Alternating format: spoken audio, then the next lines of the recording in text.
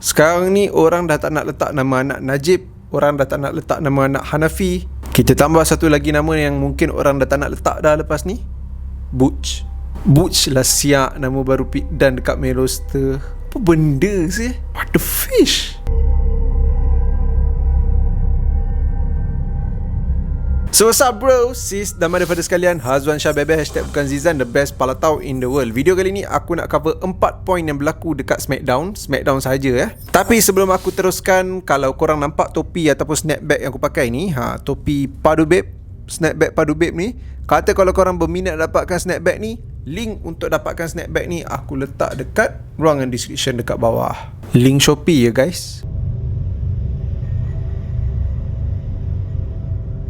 Okay, first kali yang aku duk bising dari tadi inilah pasal Butch. Aku tak tahu nak komen apalah. Hanya macam, kenapa bodoh sangat nama tu. Okay, aku faham the idea kenapa Pit Dan naik ke main roster. Dia nak gang dengan Sheamus dan juga Rich Holland. Sheamus dengan Rich Holland recruit dia. Yang tu aku tak ada masalah, sebab kita nampak plan WWE nak buat New Day, Xavier Woods akan buat dia punya comeback 3 lawan 3 dekat WrestleMania nanti. So takkan Sheamus dengan Rich Holland berdua je, mesti dia perlukan someone lagi. Jadi yang paling sesuai mungkin daripada United Kingdom tu lah, maybe Ireland. Padahal Ireland bukan dalam UK pun, Northern Ireland lah UK kan. Tapi sebab Ireland is Republic of Ireland, tak kisahlah, mungkin dekat-dekat situ kan, consider Eropah. So okay, tak ada masalah, panggil Pit Dan, naikkan Pit Dan ke main roster. Tak apa, dia dah deserve untuk naik ke main roster. Dah lama dah, since NXT 2.0 ni dah nampak macam bukan tempat untuk Pit Dan lagi. So yep, aku okay dia naik ke main roster, nak gang dengan Sheamus, Rich Holland terpulang lah. Okay je lah benda tu. Tapi kenapa kau perlu tukar nama dia Butch? Apa masalah kekalkan nama dia Pit Dan? Tak ada masalah kot. Elok je nama Sheamus tu Sheamus. Elok je Rich Holland join Sheamus pakai nama Rich Holland. Sedap pun sedap, Rich Holland, Pit Dan, sedap je. Mungkin bukan nama something ganas ke apalah, tapi daripada kau letak Butch, hey, sumpah aku tak faham. Kita dah pernah ada Piper Niven jadi Doudrop, Walter jadi Gunter. Bukan Gunter, Kunter. Macam Unter pula bunyi kan. Tapi tak kisahlah, dalam banyak-banyak nama tu aku rasa ini yang paling tak okey kot. Bukan nama Butch tu tak okey, I mean memang nama Butch tu tak okey, tapi Pit Dan yang ditukarkan nama jadi Butch. Pit Dan, what a fish. Tak lah, malah aku nak cakap panjang, tapi aku sangat-sangat tak suka. Dan aku rasa ini benda yang agak bangang lah daripada PE buat. Aku dah lah suka Pit Dan, lepas ni aku kena cakap kat orang aku suka Butch. Okay, so Pit Dan, aku nak panggil dia Pit Dan juga, aku tak nak panggil dia Butch. Pit Dan dia ikut Sheamus dan juga Rich Holland untuk lawan dengan Kofi Kingston dan juga BE. Tapi ada satu insiden yang berlaku dalam match ni, di mana Rich Holland cuba nak buat belly to belly ke belakang tu, peluk dan campak ke belakang dekat BE, tapi bukan dekat atas gelanggang, buat dekat luar gelanggang. Lagi keras lah bawah tu daripada atas gelanggang. Tapi tak kisahlah, kalau kat atas gelanggang pun aku rasa akan injek yang sama. So bila dia dah buat belly to belly tu, BE landing kat kepala ataupun tengkuk dia tu, memang nampak nasty gila lah.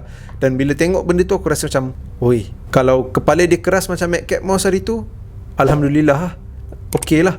Tapi nasib tak baik, disebabkan move tu, BE sekarang doktor kata leher dia patah. Tapi dia baru update juga yang spinal cord dia semua tak affected, apa semua. Dia tak perlu surgery pun lah, tapi ambil masa untuk nak pulih, sebab ada 2 jenis tulang dekat leher dia tu yang retak. Still, dia terlepas WrestleMania bukan satu benda yang menghappykan kita kan. Mestilah semua orang nak ada dekat WrestleMania. Dan yang paling penting kat sini bagi aku, at least tak patah, tak teruk, dan dia masih boleh bergusti lagi lepas ni. Aku rasa dah cukup baik lah. Itulah, korang nampak risiko yang superstar ni lalui apa semua kan. Nak cakap wrestling is fake, ni at least tak terlalu teruk macam yang kita sangkakan sampai kena surgery ke setahun 2 tahun ke apa kan. But then dia kena ada masa untuk di-operate lah. So moga cepat sembuh untuk Big E.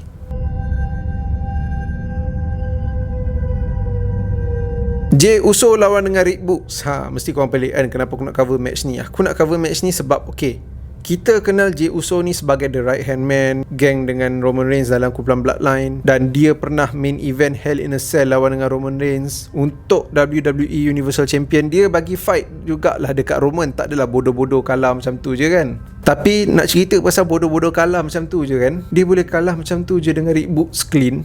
Kalau Rick Books tu menang ada gangguan Nakamura ke, atau Jimmy Uso terbuat silap dan pin roll up ke apa ke, aku okey lagi. Dengan kemenangan Rick Books yang macam tu, okey, membantulah karakter Rick Books, tapi dalam masa yang sama kau dah mencacatkan Jey Uso, seolah-olah macam dia tak pernah macam apa yang kita pernah tengok masa dia feud dengan Roman Reigns dulu.